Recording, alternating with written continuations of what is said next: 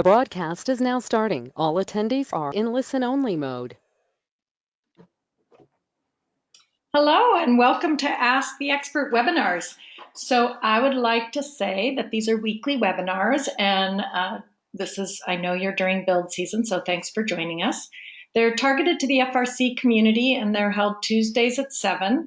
The links for it come out in the FRC Team Blast, or it's also put up on First Robotics Canada socials, so you can look for it there. We have everybody coming in on mute, so I ask you just stay muted so that the audio quality stays high. If you have questions, you can just, electronically raise your hand or type your question in the question box and we'll try and address it sometime during the webinar. I am Sarah Sills, your moderator. I am now a first senior mentor with First Robotics, but I was a mentor for SWAT 771, so you might have run across me there. My goal is to help you get the most out of this webinar. So tonight we're going to focus on team branding by 1241 and 1285. Oh, I think I can go to that slide for us. And then we have someone from 772 to talk to us about mechanical tips for attachments.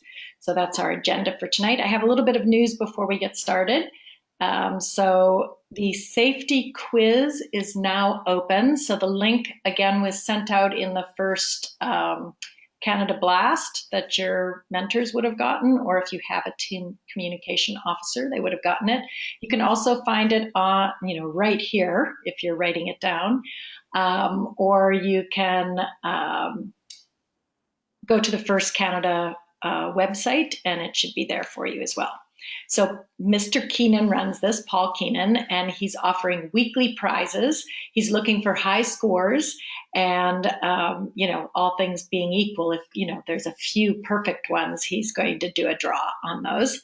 And if you complete the first level, the safety quiz, then you get your bronze badge. And he's coming up with the next level badge, a silver badge. And we don't have the full details on it, but I do, my hint is knowing CPR might be a good thing. So, if you do that for a first aid course or for swimming or from some other avenue, it's always a good thing to know, right? Being safe is always good. The other thing I wanted to talk about is the EveryBot. So especially if you're new and starting out, or maybe you have a rebuild year where you have a lot of new students, Team 118 out of Texas has designed an EveryBot, and you can Google it, EveryBot from Texas, and the release videos out so you can see what it does. And their goal is to make a competitive robot to play the game this year. They've done it for, I think, 3 years now. They're trying to make it affordable, so they're trying to keep it under or approximately around $1,000 using items just from the kit of parts and items you could find at a local hardware store. And then they want to help teams be able to build it. So they give you the CAD, they give you the bill of materials, the CAW, cost accounting worksheet that you'll need to show judges at competition. And they'll give you the coding on how to do your basic drive and whatever you need. And plus they'll talk to you and work with you to get it done. So we're strongly suggesting this. If you're just starting out, it's a great way to get started and make sure you have just, a basic competitive robot. It's a great looking robot. And, it should lower your stress because it can help you through the build process. So look for that if you're feeling a little overwhelmed with how do I build a robot from all these pieces. So that's there for you. And I think that's all the news I have. So I'm going to turn it over to Team 1241 and 1285. I call them the theories. Just a little background, because these are well-established teams. 1241 started in 2004. They took the name Theory 6, and they are one of the online through you can access them through their website, but they're also a walk-in hub for the Mississauga area. So they support you as well in your build. So if you have questions, you can contact them. Very useful and supportive. And then they were so successful that 10 years later, they spun off a second team out of the same school. They're out of Rick Hansen Secondary School.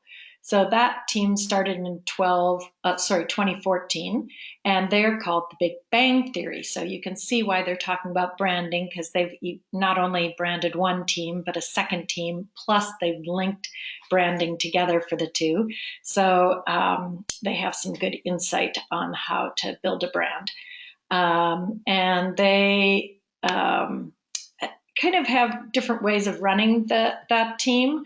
But I believe right now their younger students, their 9s and 10s, go on 1285, and their older students go on to 1241. So both teams have been very successful. So tonight we have Karush Kadavar, who is one of the mentors. He was on the team at one point, I believe, and his focus on the team has been with awards and imagery. So he's the perfect guy to talk to you. So I'm going to turn it over to Karush. Oops, here's your slide. Hello, everyone. Yeah, so as you heard Sarah say, my name is Karush, and I've been a mentor for awards and also scouting since 2016 on 1241, and I was a student before that. So to talk about branding a little bit, I wanted to start off talking about the value of branding and imagery because I feel like that can sometimes be overlooked. I think that for FRC teams, there is like tangible value to having a cohesive brand for your team that's beyond just having students that want to do graphic design or who are interested in that. Like even if like that's not the only thing that you should do branding for just for the sake of doing it, but there is actually a benefit to it. So just to break it down a little bit, for instance, on the awards side, and like I said, I am an awards mentor. So for sure, when you have good branding and what I mean by good branding is something that makes people better remember, better distinguish your team from others, and just an identity for your own team. That definitely helps judges at events remember you and just whatever it is that you're trying to win in terms of a judged award, whether it's chairman's or entrepreneurship, rookie all-star, or robot awards like controls or anything really. When you have a good and cohesive team brand, it really helps with just judges remembering you. It's really that simple. So I think in that scenario, there is a ton of benefit to it. And another way in which a team brand is beneficial to a team, and I think this is one that's people think of less often, is when it comes to robot performance. And this is a tough one because obviously, like even as a media mentor for my team, I understand that the number one goal of the robot is, or the number one objective of a robot is functionality. And you would never make a decision for aesthetics of your robot over functionality. At the same time, when it comes to the look of your robot and your branding through your robot, that does also help you stand out. And as a scouting mentor for 1241, I can definitely say that when you're looking through whether it's 30 teams or like 100 teams at the World Championship, when there's a robot on the field and however it might be, that if you're able to distinguish a robot, whether it's with their team number or the color of their robot or something, some decal on their robot that's stands out, that sort of branding and imagery definitely helps teams remember you. So if you think you're a team that would ever be in this situation where maybe you're worthy of being picked, or you feel you're worthy of being picked however high in the alliance selection period, but you're worried that teams might overlook you, there's a real case to be made that if you had strong branding that would reduce the chances that a team just completely, misses you or overlooks you for another team. So that's just an example of, ways in which branding and imagery can have like a real tangible benefit for an FRC team. And then now in terms of just tips, ways that a team, regardless of resources, can improve their branding. I have a few points on that. First one is in terms of your branding standards. And I think this is something that's a little bit daunting for a lot of teams, because if you can look up branding standards for, let's say, even FIRST or companies like NASA, and there are these long, very detailed and specific documents on every way in which you can use their logo and their likeness in any type of medium. And there are certain FRC teams that have that level of detailed branding standards. So for instance, 1538, the Holy Cows, amazing team, Hall of Fame team from California. They have a branding standards document, which is public, that they share, which has very detailed branding standards on par with, like, for instance, FIRST itself, or a large company. But I understand that most teams, 1241 included, is likely never going to get around to developing a branding standards document that detailed. So my tip today is just to have a couple of things prepared for your team's branding standards, and this can literally fit basically in half a page in simple text. One is just iron out what kind of fonts you'll always use in any of your documentation, whether it's your bumper numbers, so your team number on your bumpers, or for instance on your posters that might go up on the pit, or your engineering binder, any sort of documentation that's public facing on your team. Just select a couple of fonts that you'll use for your headers and for your the body of any text that you publish. So for instance, on 1241 we use and 1285 we use Square 721 for our headers, I believe, and Myriad Pro. I think that one's for headers and body, but this is an example. Just select a couple of fonts that you'll use, and it's really just that simple, and make sure that you stick to those in all your documentation. And the second thing for branding standards that you need, at a minimum, is just colors. So if your teams, for 1241 and 1285, our colors are blue and orange. For 1241, our primary color is blue and the secondary is orange. For 1285, the primary is orange and the secondary is blue. And we have 4 different, official colors that we use. There's 3 shades of blue, dark blue, medium blue, and light blue, and then 1 shade of orange that we use. And in terms of for branding standards, all you need is to just note down the hex code, or to be honest, I'm not really sure what it's called, but if you use Adobe Photoshop, for instance, for every color they assign like a hexadecimal code, I believe, for a color. So just note those down in a document, and then you'll always have that consistent color tone and shade to use in all your documentation. So just having those fonts and those colors, and making sure that all your public facing documentation abides by those fonts and colors, that'll go a long way in making your brand and image consistent. And that's really all you need in terms of branding standards as a team. If you want to get a little bit more advanced with it, you could develop some headers and footers that you'll always use in, for instance, Word documents, or a slide template. But just fonts and colors will go a long way. And then something else I wanted to just highlight in terms of that I believe will help teams with their social media presence, and specifically First Canada teams. So First Canada does a really good job of taking photos at their events, and publishing those photos at really high, great resolutions on their Flickr for all teams to use and download. So that's something that I would highly recommend. If you go on Flickr and find First Robotics Canada's Flickr page, after events, a couple days after every event, they'll post pictures, and usually I think there'll be pictures, at least a couple, of every team, especially if you won an award, after you go down for the award, and throughout the whole event, really. But they take pictures and they post these pictures online at a very high resolution. You can just download them on the Flickr and just post them to your Instagram and social media, wherever it is. And the reason I'm highlighting this is just because, in my opinion, I think whenever I try to post for 1241 or 1285 on Instagram, Facebook, and Twitter, I always want to upload just really quality content. So pictures with high resolution and just stuff that catches the eye. And in my experience, like in 1241, we have our own photographers, sometimes students or parents taking pictures at our events. But usually First Canada's pictures are honestly the best.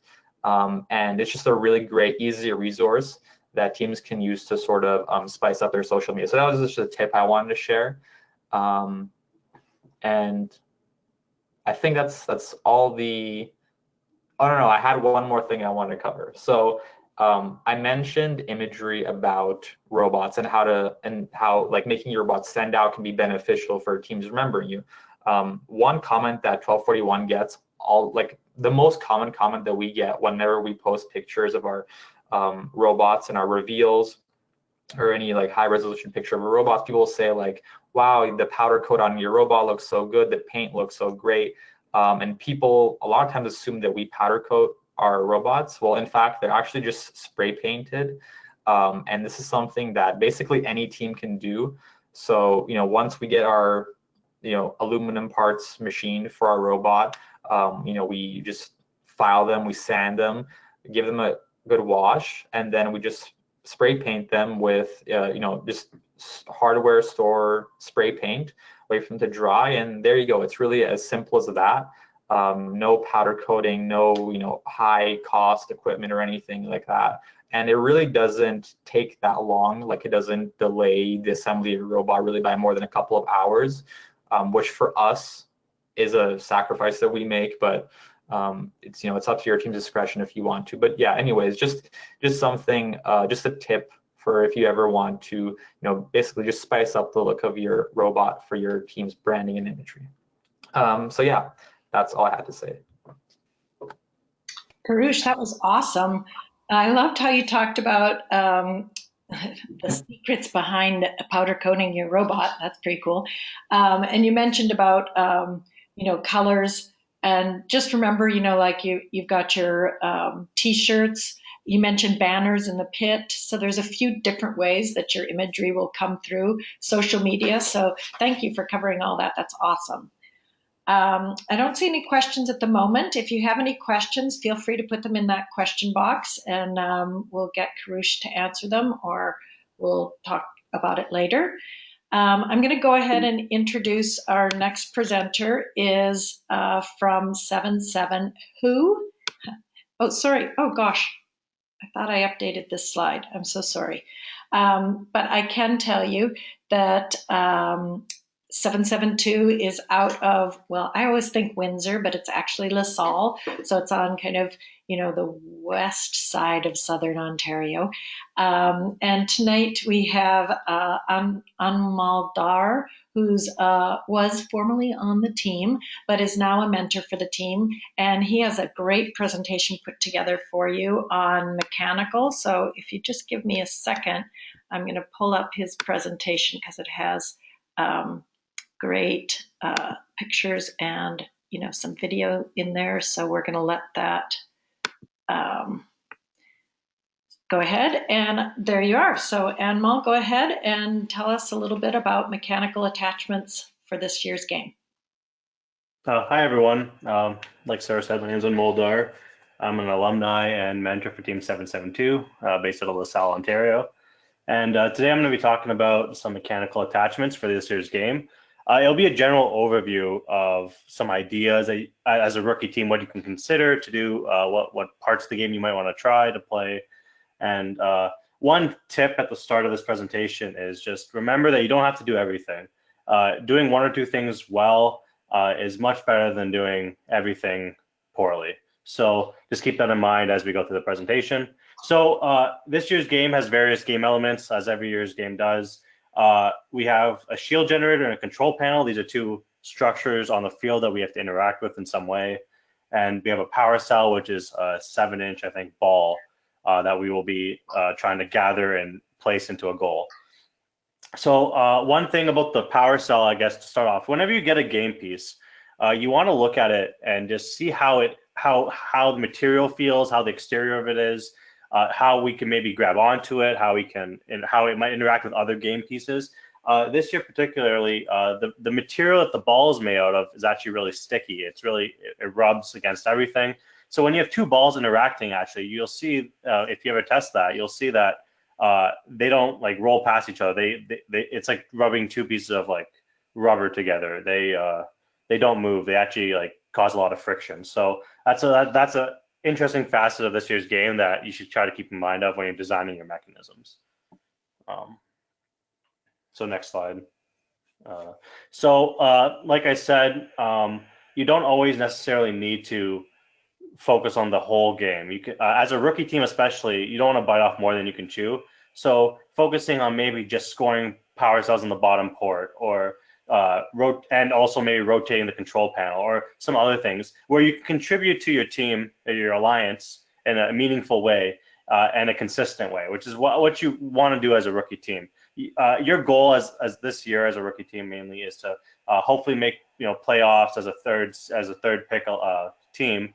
And what teams look out for when you're scouting for this third pick team is consistency and being able to achieve whatever they're looking for, whatever the important parts of the game are. You have to be able to do them consistently, and you have to make sure that you have drivers practice and stuff like that. So just keep that in mind. Like I said, you don't need to necessarily do the entire game, but one or two key features of the game, if you can do them well, that's really important. So next slide. So in this game, we have different. We have to take in this ball, this power cell, and we have various facets of our robot that we have to do. Very facets like we have to intake the ball. Sorry, we have to store the ball in some way. We have to deliver the ball to the power port, and then, like I said, there's the color wheel and shield generator. So we're going to look at all these different aspects of the game and some various mechanisms that we could possibly use to accomplish these goals. So first, I'm going to talk about the intakes.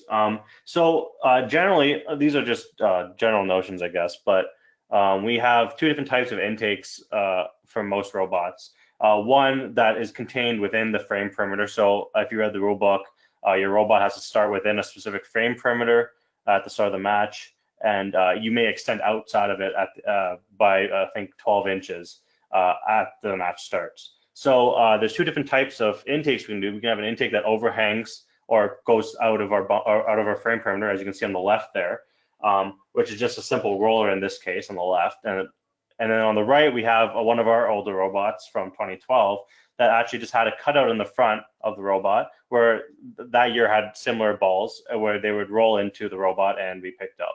So for the sake of this presentation, I'm going to call the left one extended intakes and the right one contained intakes.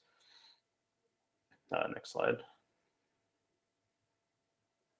So here's an example of an extended intake. This was taken from Team 4481, and this is the prototyping actually for this year's robot. And a few of the advantages of an extended intake is that you can now make this intake. So if you saw in the previous picture, the contained intake was only a small cutout of the robot's frame, right? Because you have to have bumpers in the 6 inches coming out the corners of your frame perimeter. But an extended intake can now go over the bumper, and it could be the width of the entire robot. So now you have a larger area which you can grab a ball and pick it into your robot. Additionally, I mean, as you can see here, the ball doesn't even have to touch your robot. You just have to touch the intake rollers, and then you can have some kind of mechanism or some kind of design where it actually just goes into your robot that way. So now it's much easier to grab and manipulate energy cells. And I'll show you another example of that later on. And the last thing, you can have more flexible designs. You can have this intake it can be multi-purpose. You don't necessarily only have to have it intake balls. Maybe you can do something else with it later, which I'll also show you.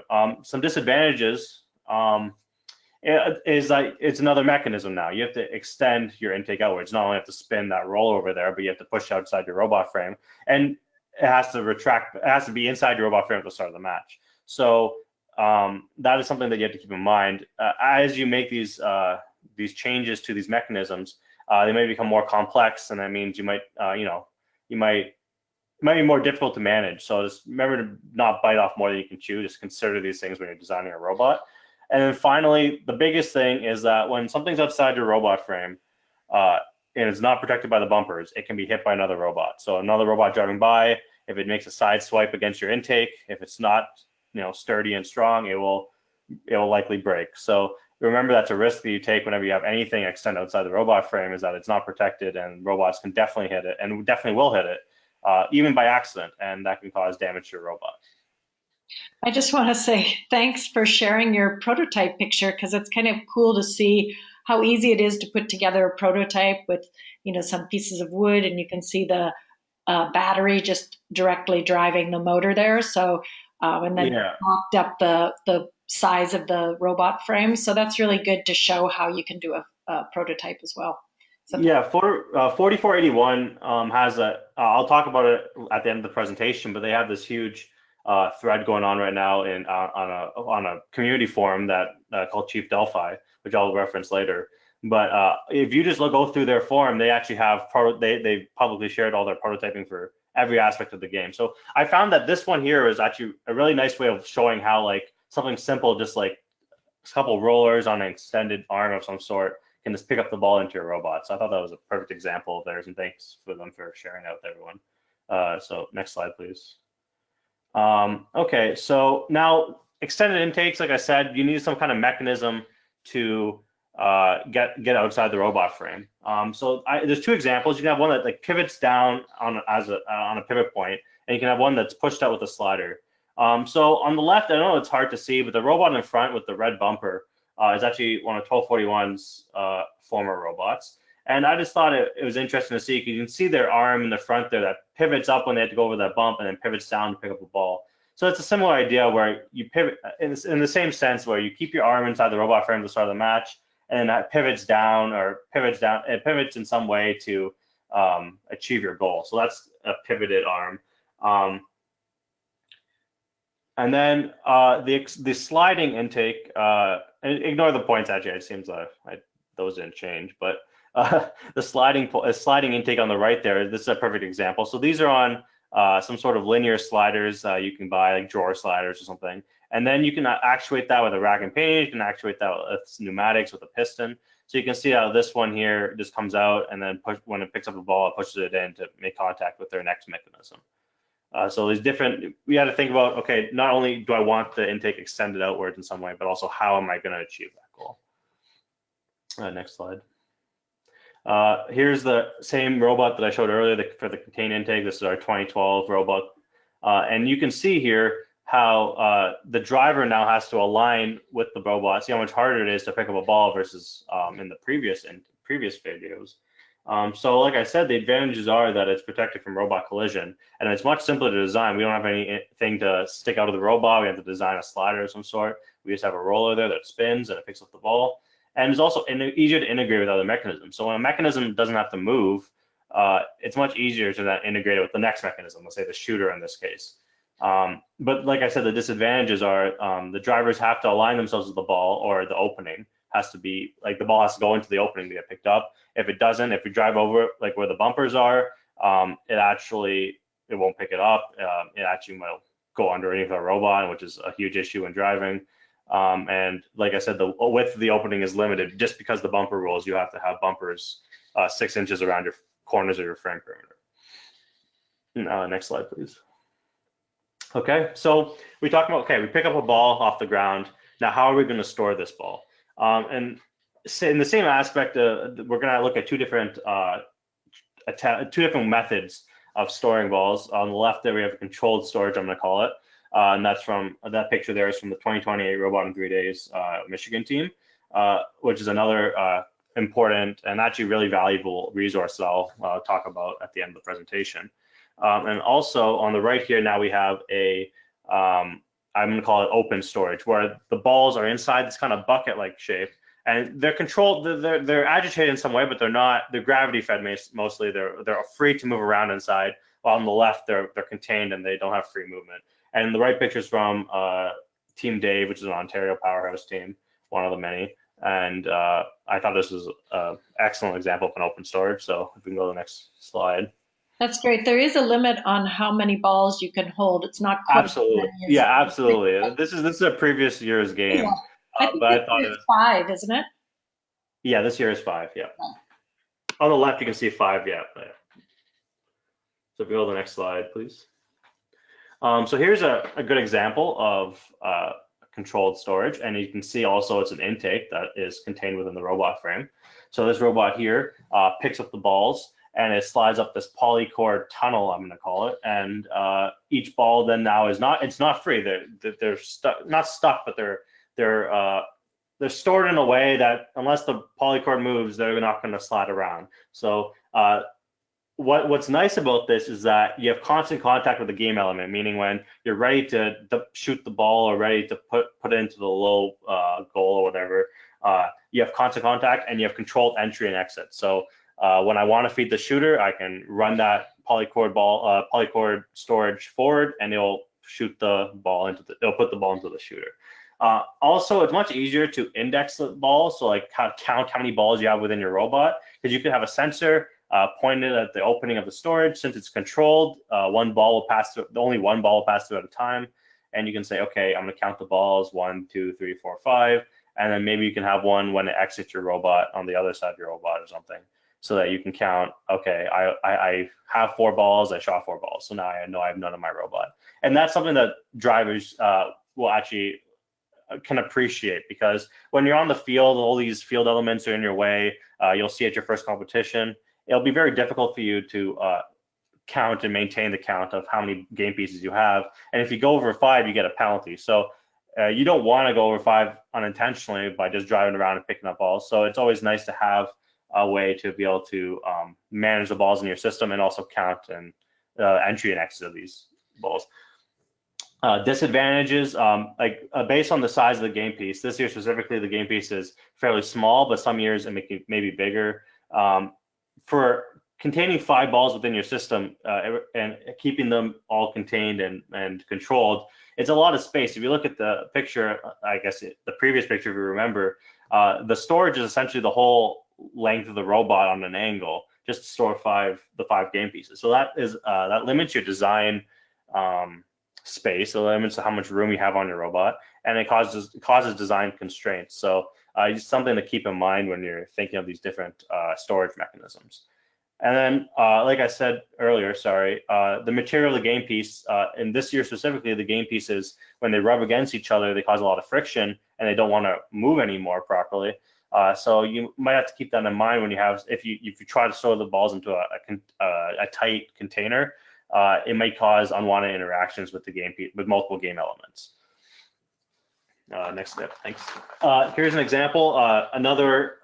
Like I said, they have a thread, 4481 has a thread with various prototyping. Here's an open storage hopper that they were prototyping. And as you can see here, it's a much simpler design than the first storage container. This one's just an open area where the balls can sit. And they have some sort of agitator on the left of those wheels that push the balls when they're ready to shoot. And they have an exit feeder wheel into their shooting system. So a much simpler design, and also a much more flexible design. The shape of it, the size of it, all of that can be changed, because all you're doing is putting a volume where the balls can sit.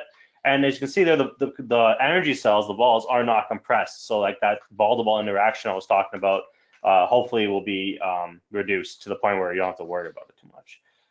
The disadvantage of these systems, one of the big ones, is that it's not 100% controlled. So now you can see when these balls exit the system, it's not consistent. It's not a consistent flow rate. Some balls exit faster than others. Some of them have to realign to go through the hole.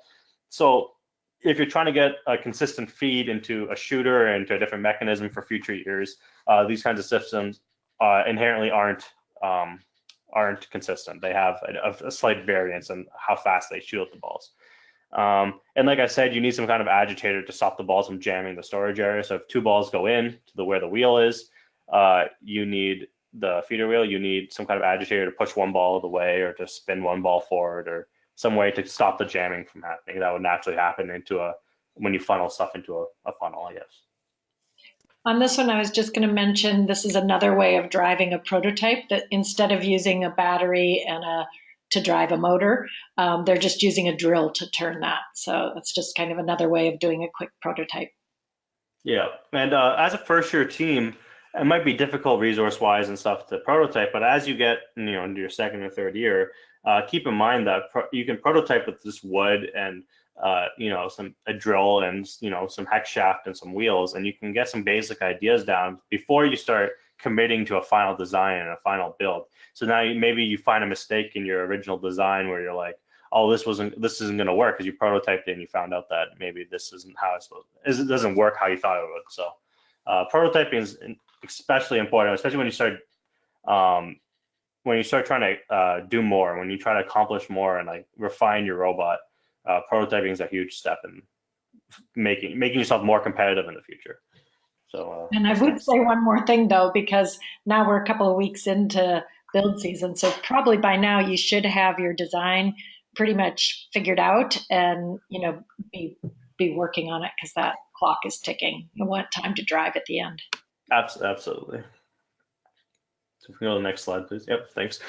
So now in this game specifically, this is what I like to call a shooter game, where we have a ball that we're trying to deploy into various heights of goals of some sort.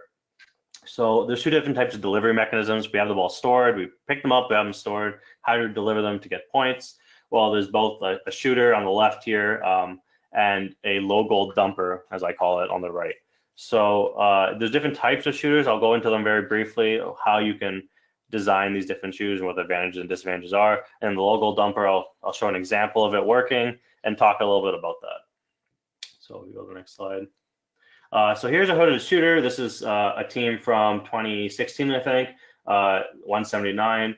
And it's a really good, you can see it's called it has a hood in the back, has a one flywheel in the front, and a hood that the ball rolls against on the back.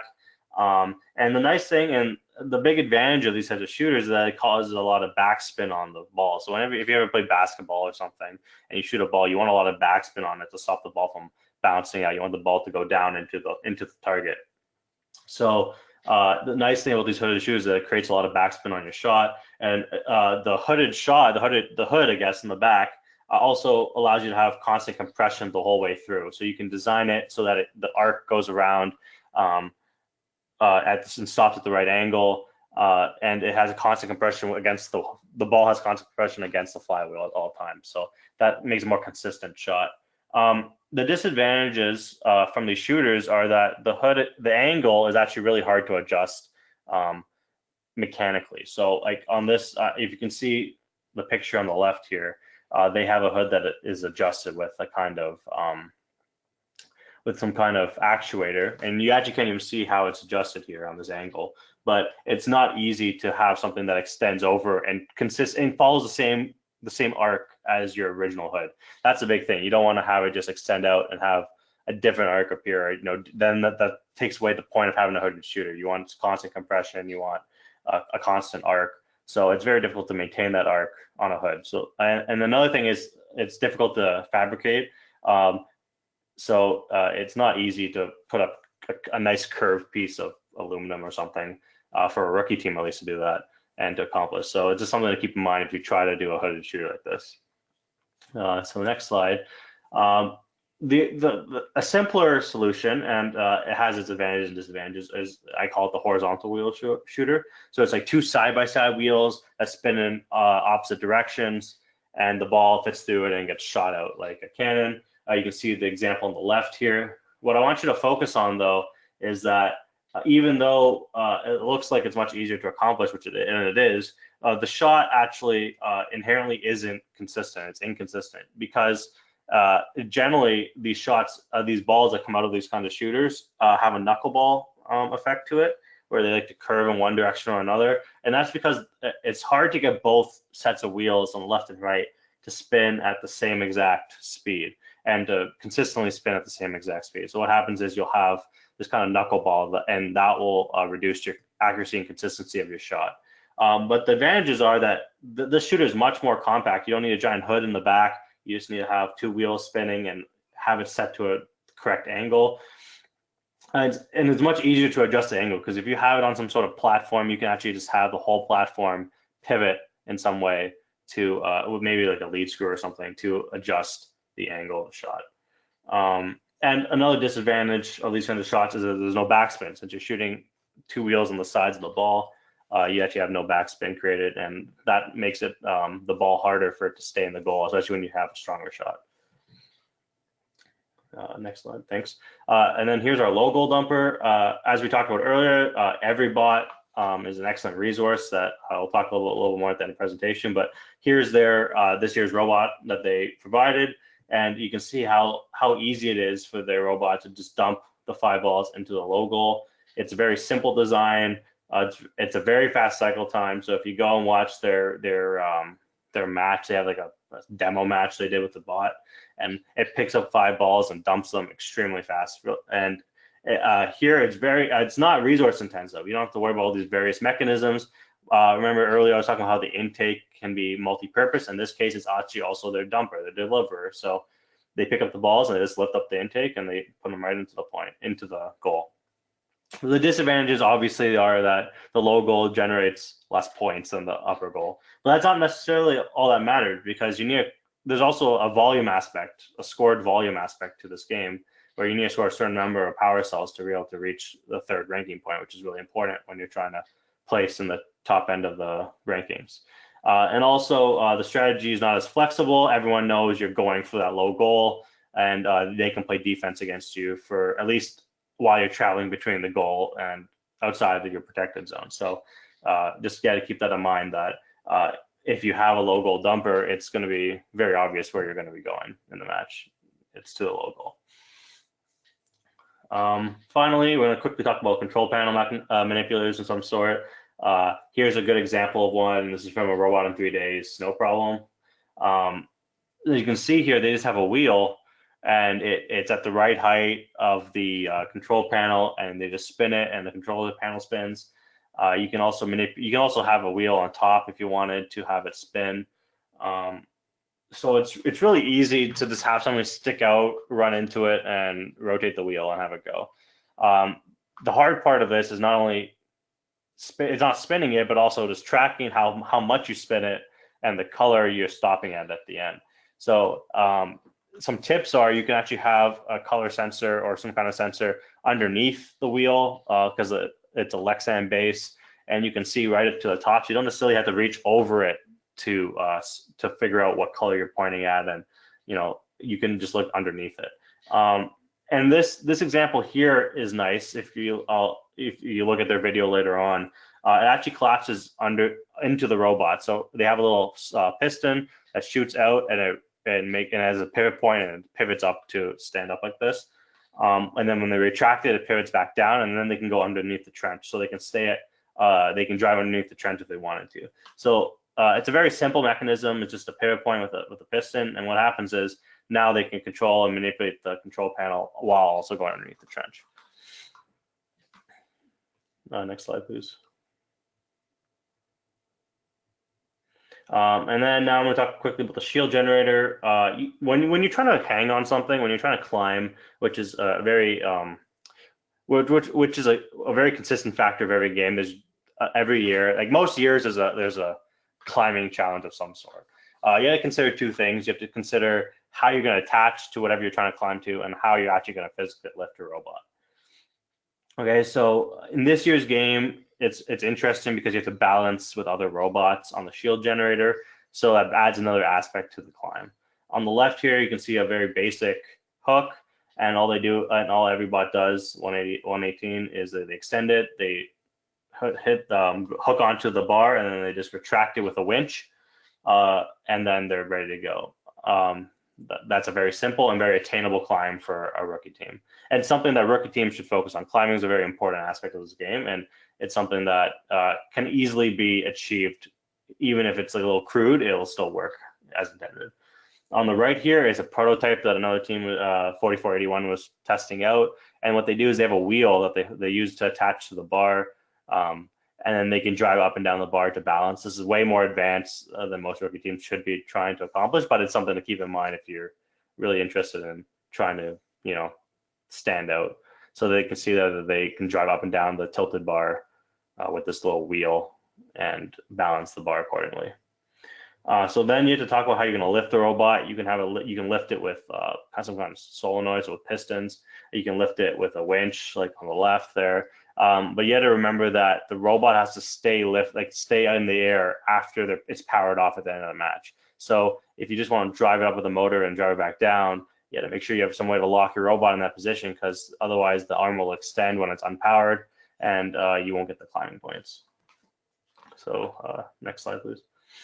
So I talked about all these different mechanisms and different aspects of the game. I just want to also talk about these actuators and motors, and how to choose, or where to look to decide which one you want to use for the right, which one's right for the right job.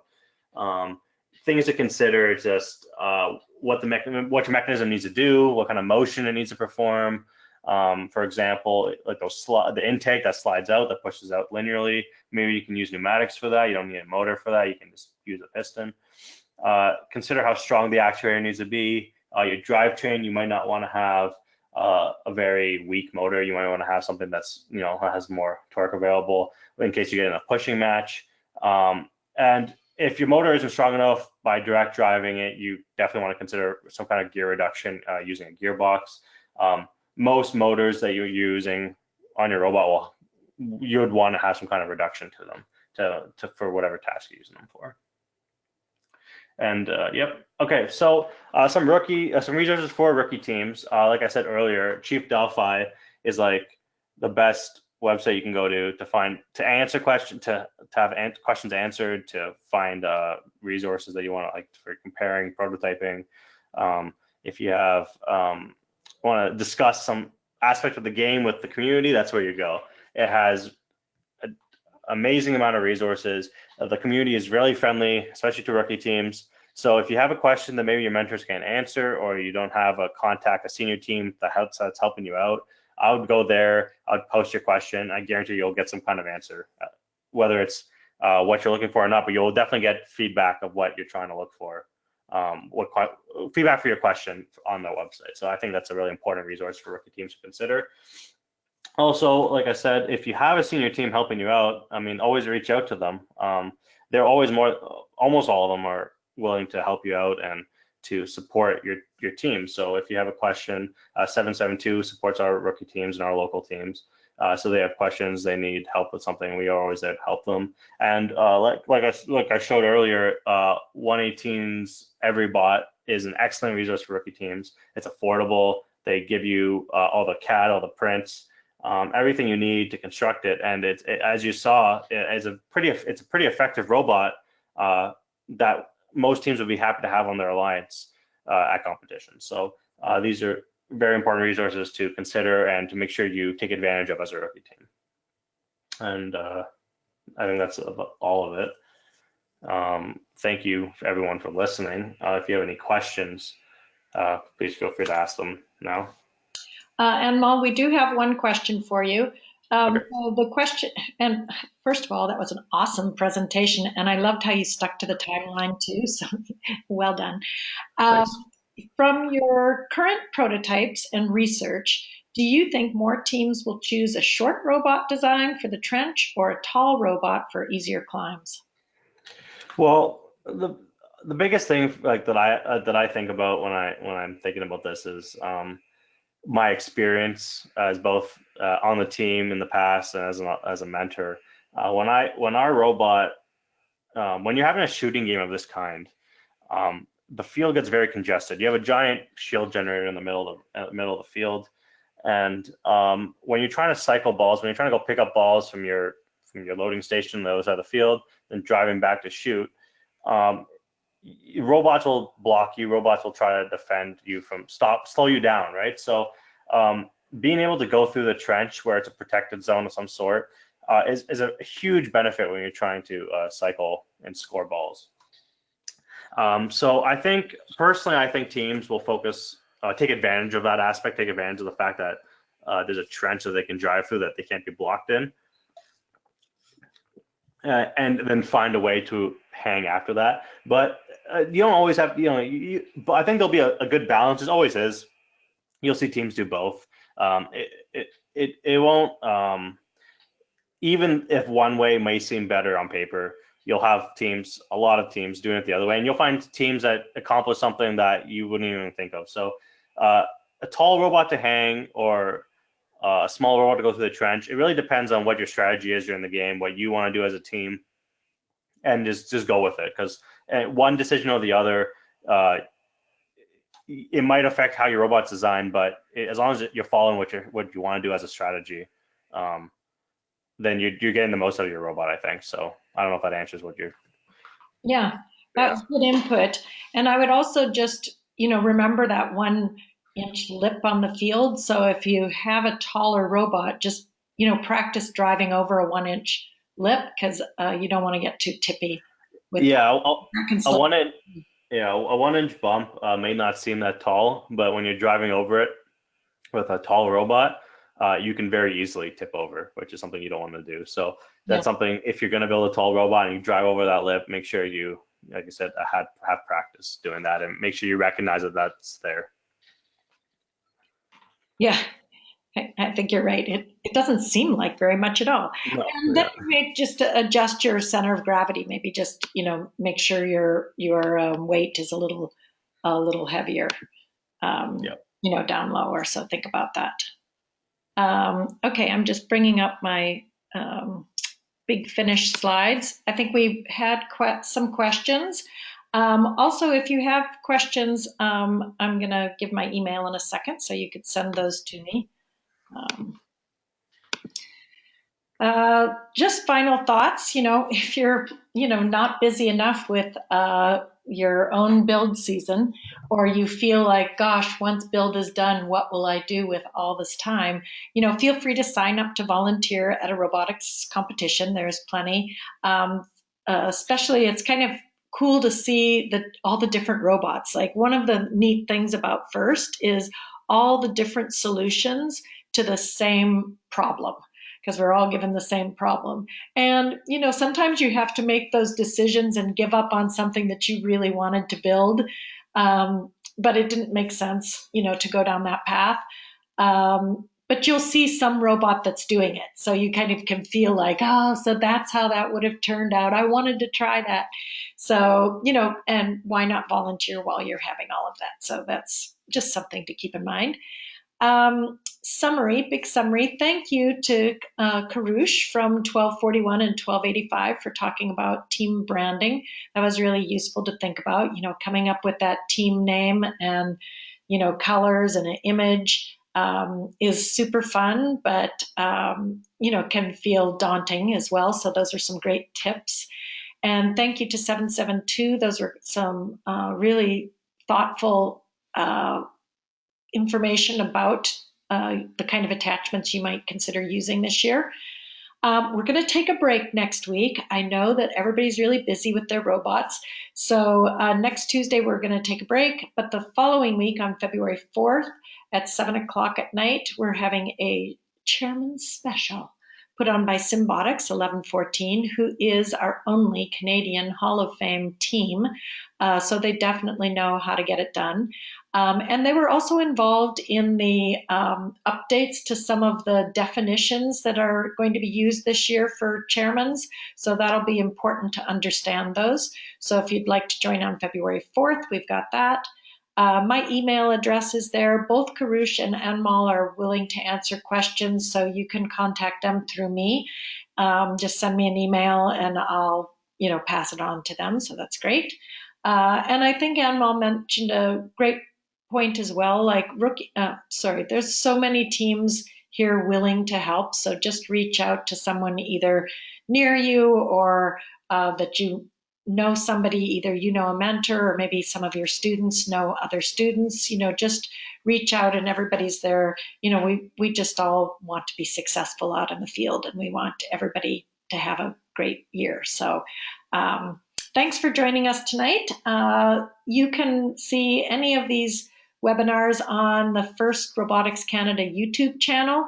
It's in its own playlist, the Ask the Expert webinar playlist.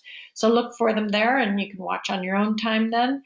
But that's it for tonight. So thank you very much for joining us, and we'll see you on February 4th. Signing off.